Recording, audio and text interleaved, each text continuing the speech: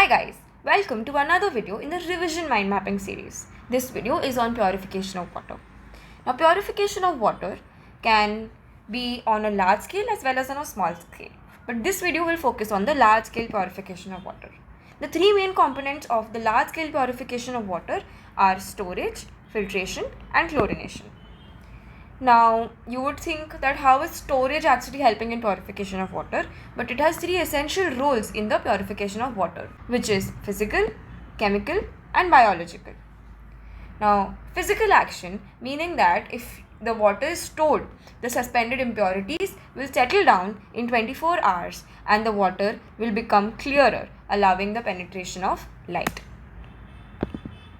Next, you have the chemical action, where what happens is that you have aerobic bacteria, right, in the water. So what will happen is that these aerobic bacteria will actually oxidize the organic matter with the help of dissolved oxygen, and this will lead to two things, that is decrease in the quantity of free ammonia in this water and increase in the quantity of nitrates.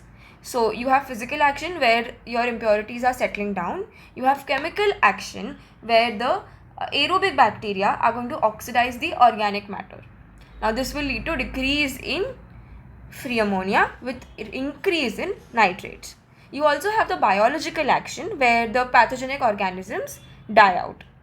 But the biological action doesn't hold true if you store the water for longer periods, because the vegetable growths will actually impart a bad smell and color to this water.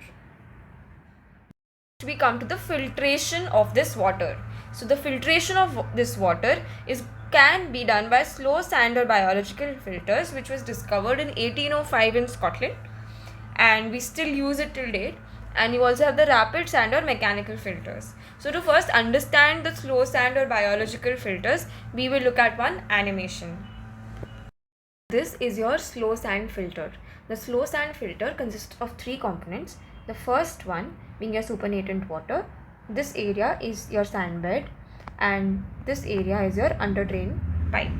Now the first part, which is the supernatant water, is all your raw water that you get from your source, and the raw water is basically being subjected to the filtration, that is, it's being subjected to mechanical straining, sedimentation, adsorption, oxidation and bacterial action because of the graded sand that is present over here. Now this graded sand also has varying diameters, and as we go down, the diameter of the sand increases. So what happens in this process of slow sand filter is that first you have drainage of water. So the initial few days, you just wait and you let the formation of a vital layer take place. So this is what we are doing here. I am switching on the pipe on the left side. So all this water is being drained, and at the same time you're getting the formation of this green colored layer between your supernatant water and your sand bed. Now this is known as the vital layer, which is basically the heart of slow sand filters. Now what happens is that this layer it has a lot of names which we'll come to, but basically the concept is that it consists of a lot of algae, diatoms, planktons, bacteria, and it will take several days to form. So till then you let the water flow out, and the formation of this layer is actually known as the ripening of the filter. Okay, so what it basically does is, so now that we know that it contains algae, planktons, it contains bacteria, it contains diatoms, what is it going to do? It is basically going to hold back bacteria, it is going to remove organic matter, and it is going to oxidize ammonical nitrogen into nitrates. So this is a very important step in the process of a slow sand filter. Now after this vital layer is formed, you can switch on your under drain pipe and you can get all your water. Now you should remember to keep your source of water on, so that the constant water is present and the next process can switch on.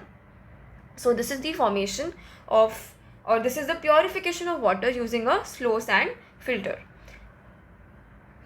So now we'll be discussing whatever we just discussed in the animation in our mind map. So this is the supernatant or raw water which we first saw.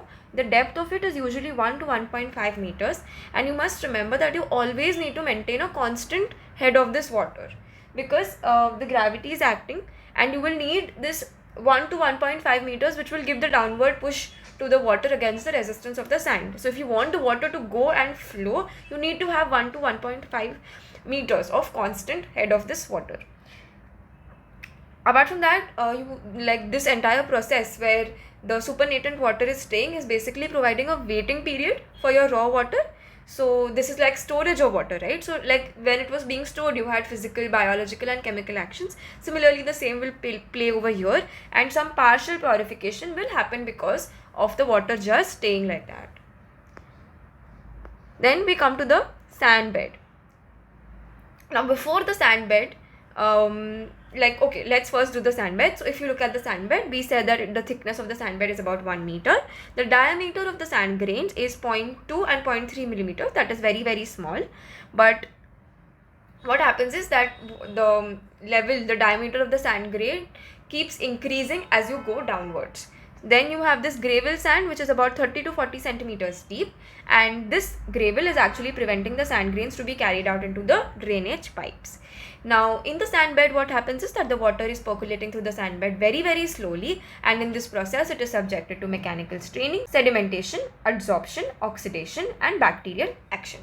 So this is the function of the sand bed. Now we saw, we learned a very important point, which is known as the process of the formation of the vital layer. Now this vital layer is also known as the zooglial layer, biological layer, or the Schmutzdeck, or the heart of the filter. Now we already saw that it consists of algae, plankton, diatoms and bacteria, and it is formed several days after the water settles. So it takes several days to form fully, and it is present 2 to 3 centimeters in the top portion of the sand bed. We also saw that the formation of the filter is known as the ripening of the filter, basically because it contributes to the purification of water. Now it is known as the heart of the filter because of the very 3 important functions that it plays. The number 1 being your removal of organic matter. It helps in the removal of organic matter. It helps in holding the bacteria.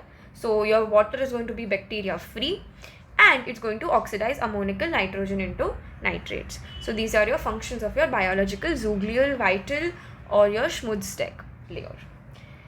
So that's about your 3 parts of the filtration. Now we also talked about the under drainage system, right? So in the under drainage system, basically it's an outlet for the filtered water. These are perforated pipes, and they will support the filter medium above. Next we come to the rate of filtration. Now this is a slow sand filter, and therefore the rate of filtration is very less. It is between 0.1 to 0.4 meter cube per hour per square meter of sand bed surface.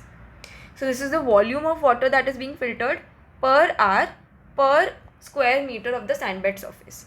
So about 0.1 to 0.4 volume of water per hour per meter square is the rate of filtration of this unit. Next we talked about this is a new topic where you have to talk about the filtration box. Now this filtration box is basically similar to your slow sand filter only, where you have an open rectangular box which is 2.5 to 4 meters deep. Okay, and this is wholly or partially below the ground, wholly or partly below the ground, and the walls can be made of stone, brick or cement. The advantages of the slow sand filter are what we are talking about, is that it is very simple to construct and operate. It's so easy, right?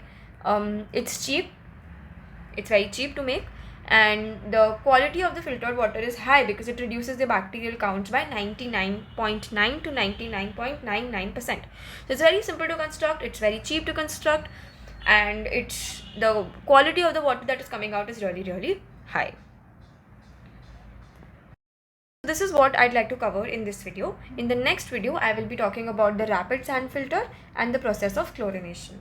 So if you like this video, give it a big fat thumbs up, and please subscribe to this channel, because it compensates for all the effort that I put into removing some extra time from what I am studying. and making something that really helps everybody watching this video. And yeah, that's it. So see you guys in the next video.